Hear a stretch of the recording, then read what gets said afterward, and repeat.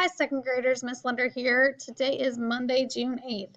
You have 2 days left of school, and today is almost over for you. So for today's science lesson, we're going to be talking about making sounds. The very first thing you're going to do is you're going to watch this video below.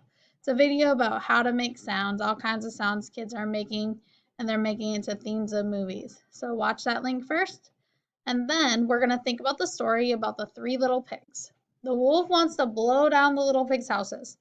So how can you create a sound effect for the wind using your voice?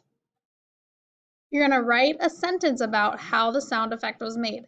If you do not have the internet, you're just going to write the sentence on a piece of paper. If you have the internet and you're able to go to this Google form,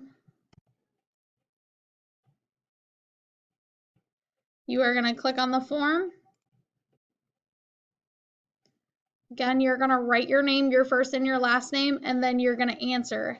How can you create a sound effect for the wind using your voice? Write a sentence about how you made the sound effect. You're just going to write your answer and then press submit. Go back to the slide. The last thing you can do for an extension activity is you can write your own story or read a book to an adult. Using your voice or items in your house, create sound effects as you tell the story. Okay? So that's a fun little activity you can do that's additional as well. Remember, if you are not doing the Google form, make sure you are sending your answers to your teacher, whether it be Class Dojo, Parent Square, text message, email, however you get it to them. And if you have any questions, please reach out to any of us, and we'll see you next time.